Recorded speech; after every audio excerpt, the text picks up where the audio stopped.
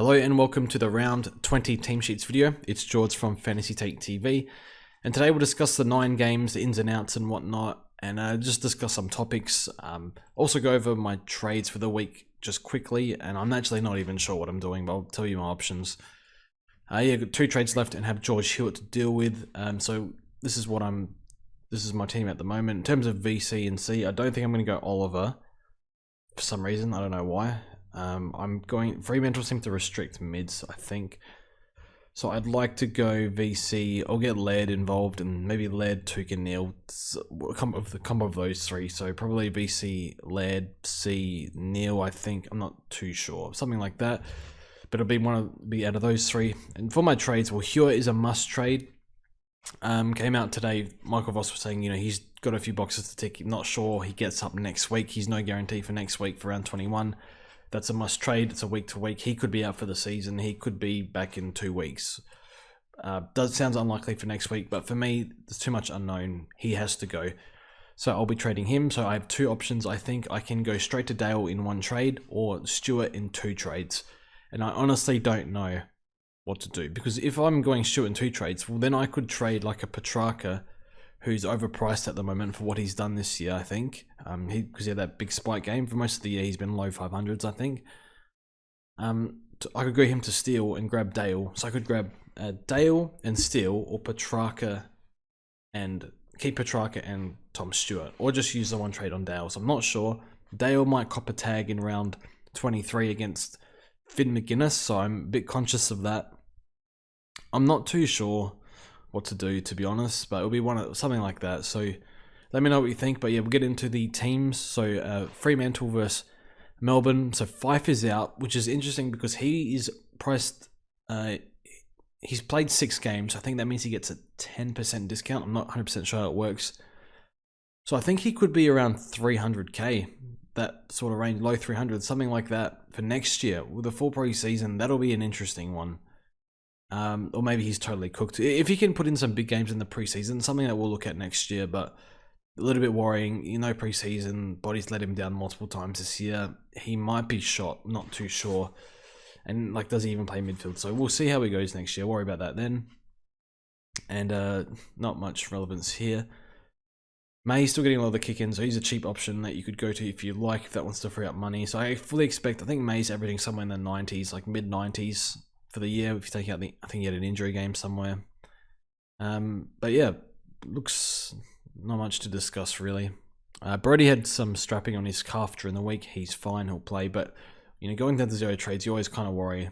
Yeah, it does have soft tissue history. I think a few years ago now, did his hammy in 2020 or 2019, one of those 2, but a long time ago now. So hopefully he's all good. Sounds like he's completely fine, no issues. So we'll see how that goes. Now, Adelaide versus Carlton. So Worrell is in for Duday. So I'm pretty sure Worrell, he'll play intercepting defender role. So I think that might be a decent role, but he's performed poorly when he's played at AFL level. So not really a player that I would bother looking at. Potential with the role is there, but not enough sample size of him at AFL level. And you would think he would have gotten a game earlier, but 3rd year in the system, see how he goes. I assume he's base priced rookie. I haven't checked. But the major one here for Carlton is Pitney is in. So that means Cripps has actually looked okay the past 2 weeks. He got tagged by Blitzarves. He played pretty well last week. I think he had his 30 touches or something. Scored the 118, 120, something like that. But now he's no Pitney. So that means that he actually might be okay for the rest of the year. Which is, it would have been the right play to trade him all those weeks ago to Steele when they were the same price basically, or within 20k of each other, or whatever it was. I think it was 15k. But now the gap is very big, and it's probably going to cost people 2 trades. So I think Cripps might be okay to hold. Some decent signs here, but again, trust issues with Cripps compared to the top mids in the league for Supercoach. But yeah, no Hewitt. I think that helps Sam Walsh. So Sam Walsh is a great one if you want to get him in. I'm not sure how anyone gets him in at this point, but you would expect good CBAs with no Hewitt. And then not much else to discuss for Carlton. On the Crow side, Laird should do well again this week. He's been outstanding, so I love him as a chuck the VC or C on him. Should be a safe 120 at least most weeks. Collingwood versus Port. De Goey is back and Carmichael is out, so he was sub, so maybe he's sub again. So this is something that I probably should have said on the podcast. Use my brain here. I did recommend Carmichael to bring in, and that's kind of backfired over Cully. I should have just thought, well, he was only in for De Goey, so he's probably going to go out when De Goey comes back in. But I thought he played okay. I thought he played quite well and adds a bit of grunt around the clearances, which I think Collingwood really, really need. So a little bit surprising they couldn't find room for him, but it is what it is. Probably be sub again. And then Port, I'll probably open this one up. I can't remember what's wrong with Houston.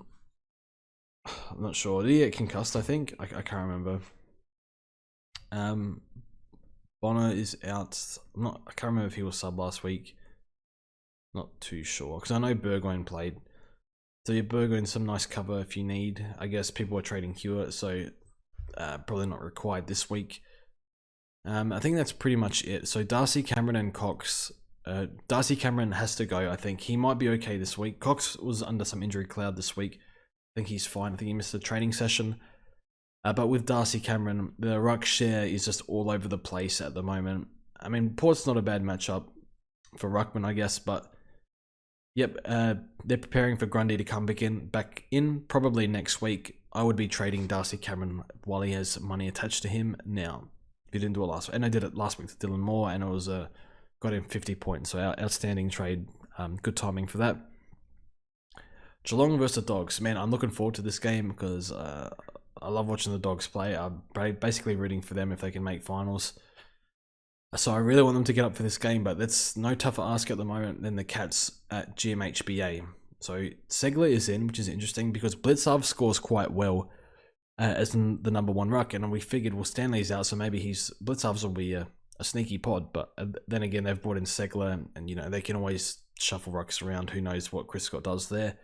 Plays Blitzarv's wherever he needs him. So Segler's 500k, so not super cheap or anything. So yeah, I think that's enough to discuss on that.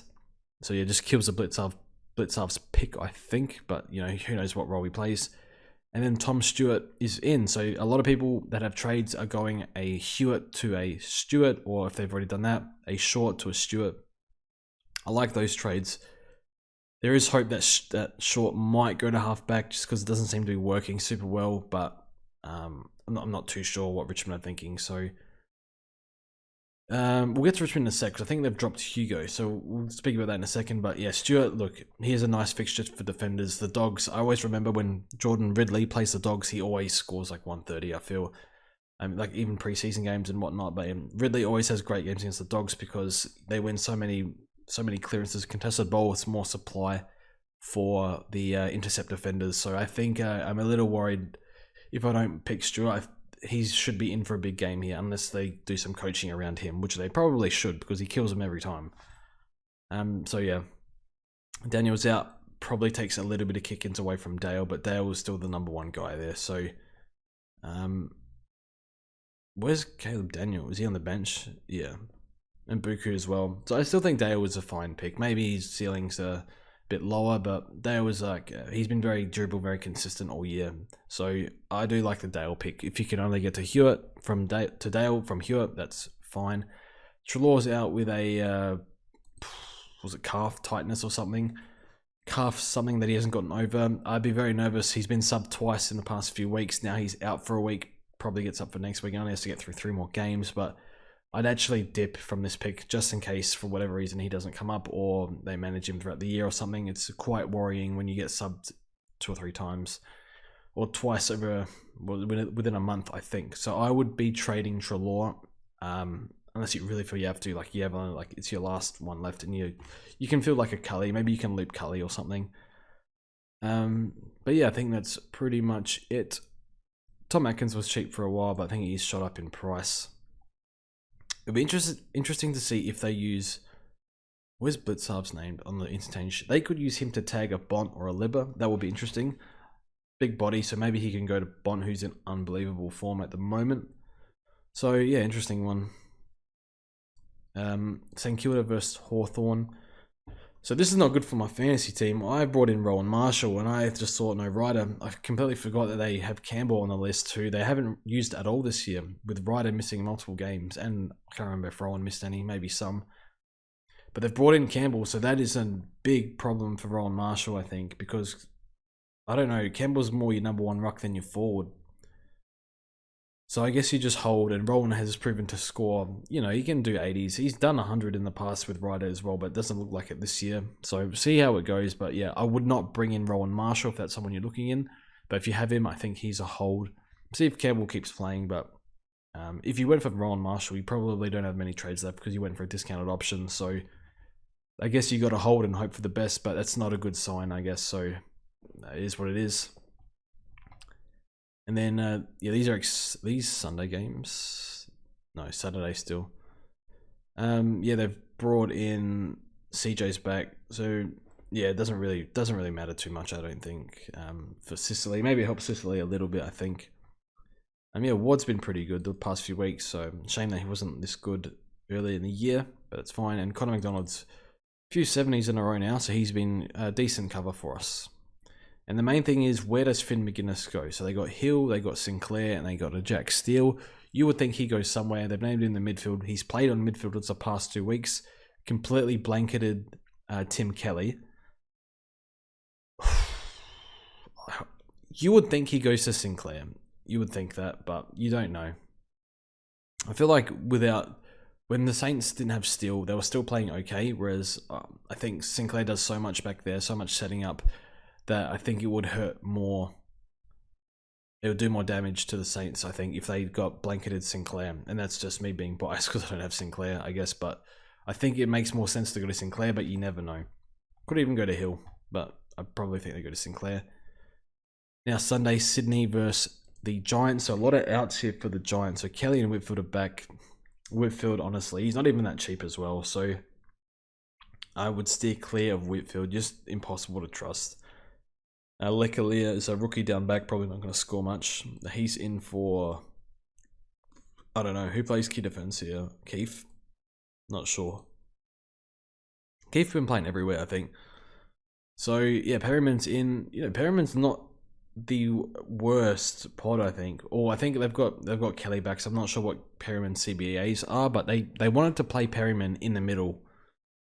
So if he's cheap, like, he's not the worst option down back. I'm gonna search him up.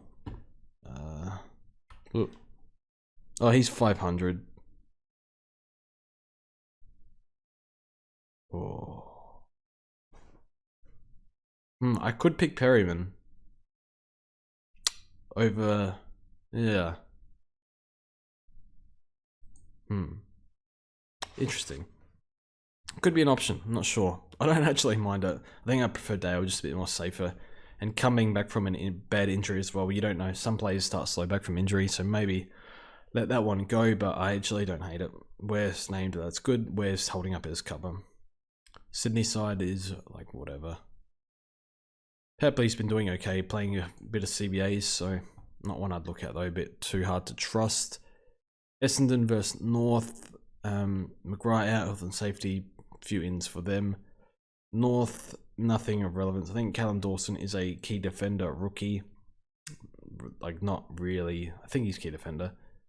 Not really serviceable at all, I guess. Hole is out, health and safety. A bit unfortunate, but probably another week off gives him a good chance to run out the last 3 games. So that's okay. And then we look at Essendon's side.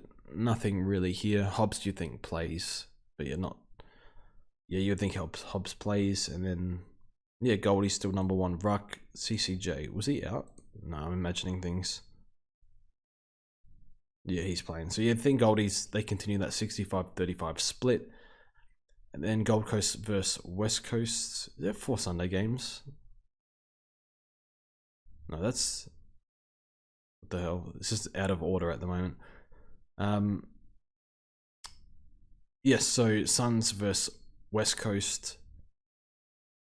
Bows in extended, not too sure. And then a whole bunch of ins, and Kennedy's managed, so maybe this is his final year. Witherden's injured, I'm not sure what's going on there, but yeah, I think anyone has him. And yeah, this game is like, who cares?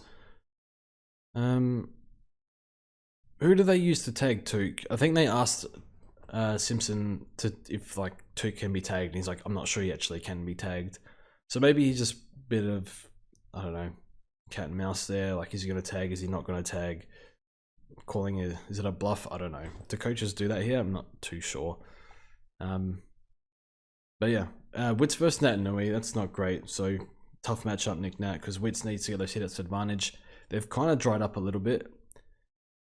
He killed Oscar McInerney last week, but yeah, Nick Nat, much tougher, much tougher opposition to win hit-outs to advantage on. So not a captain option at all, but yeah. Richmond versus Brisbane. And this is what I was saying before. So Hugo, I think, has been playing back, and they've named Short on the bench. Who plays here? Sonsi, Bolter, Short, Rioli, I think. So are they actually using him down back? How many defenders they got? They got 6 defenders here. I don't know if they play Mansell. Maybe Short's the 7th defender here. Where's Baker? On ball. I think that's where he belongs, on ball. Maybe he's down back. That would be horrible. A lot of people would do Short to Stewart, and then Stewart goes back to, and then Short goes back to halfback. I'm not sure, but it's just interesting. He's named on the bench, named on ball most weeks, and they've dropped Hugo. So it's an interesting one. Not too sure where he plays, but yeah. I'm holding, I guess. I got Hewitt to deal with, but nothing I can do about Shaw. He's 470k. You can't really do anything with that, so it's whatever. If you can use 2 trades, if you can comfortably get him to Stewart, though, I think that's fine. But yeah, it's just an interesting one. And then Brisbane, no real relevance here. Richmond don't tag, do they? So I like Neil as a captain in this game. MCG, he loves playing on the G. Richmond midfield, not very good at clearance, so I think I actually might captain Neil this game. I'll do Laird into Neil, but when you VC Laird, he's just so consistent 120s that it's probably not getting past Laird. So maybe I'll send it with Neil. Maybe I'll even do Took into Neil. I think is my preferred. So I think we'll do that. So that's all from me. Thanks for watching, and yeah, we'll see you guys next time.